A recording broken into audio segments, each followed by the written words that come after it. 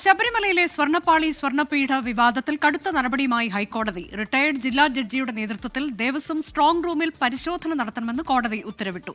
Sponsor Unnikrishnan പോറ്റിക്കെതിരെ ഗൂഢാലോചന ആരോപിച്ച് ദേവസ്വം മന്ത്രി VN വാസവനും ദേവസ്വം ബോർഡ് പ്രസിഡന്റ് PS പ്രശാന്തും രംഗത്തുവന്നു. പരാതി നൽകിയ സ്പോൺസർ ഉണ്ണികൃഷ്ണൻ പോറ്റിയുടെ ബന്ധുവിന്റെ വീട്ടിൽ നിന്ന് കാണാതായ സ്വർണ്ണപീഠങ്ങൾ കണ്ടെത്തിയത് ഗുരുതര വീഴ്ചയെന്ന് ഹൈക്കോടതി ചൂണ്ടിക്കാട്ടി.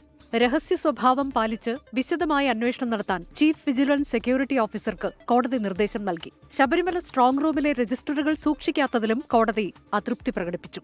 ഇതിനു പിന്നാലെയാണ് സ്ട്രോങ് റൂം തുറന്ന് ജില്ലാ ജഡ്ജിയുടെ നേതൃത്വത്തിൽ പരിശോധിക്കാൻ കോടതി ഉത്തരവിട്ടത്. സ്ട്രോങ് റൂമിലെ സ്വർണ്ണമടക്കമുള്ള വസ്തുക്കളുടെ മൂല്യം തിട്ടപ്പെടുത്തി കണക്ക് നൽകാനാണ് നിർദ്ദേശം. ചെന്നൈയിൽ നിന്ന് അറ്റകുറ്റപ്പണി പൂർത്തിയാക്കി തിരികെ എത്തിച്ച ദ്വാരപാലക സ്വർണ്ണപ്പാളികൾ ശ്രീകോവിലിന് മുന്നിൽ പുനഃസ്ഥാപിക്കാൻ ഹൈക്കോടതി അനുമതി നൽകി.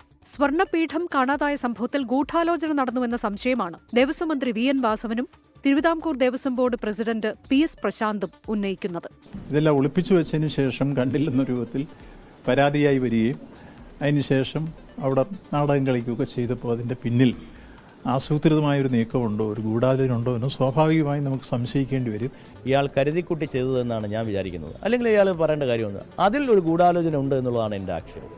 എന്നാൽ ആരോപണങ്ങൾ നിഷേധിക്കുകയാണ് സ്പോൺസർ ഉണ്ണികൃഷ്ണൻ പോറ്റി. വിവാദത്തിൽ ഉണ്ണികൃഷ്ണൻ പോറ്റിയുടെ വിശദീകരണം ഇങ്ങനെ: 2021 ഞങ്ങളിതുകൊണ്ട് സബ്മിറ്റ് ചെയ്യുമ്പോൾ കൊറോണ സമയമായിരുന്നു. അന്ന് ഇത് എന്റെ സുഹൃത്ത് വാസുദേവൻ എന്ന് പറഞ്ഞ ഒരാളാണ് ഇത് ഫിറ്റ് ചെയ്തത്. ഫിറ്റ് ചെയ്തപ്പോൾ അതിന് മാച്ച് കറക്റ്റ് വന്നില്ല. അന്ന് അത് റിപ്പയർ ചെയ്യാനായിട്ട് അയാളുടെ കയ്യിൽ തന്നെ കൊടുത്തു വിട്ടു. അത് വീട്ടിൽ തന്നെ സൂക്ഷിച്ചിരുന്നു. അതൊരു ദുരുദ്ദേശപരമായിട്ടായിരുന്നില്ല.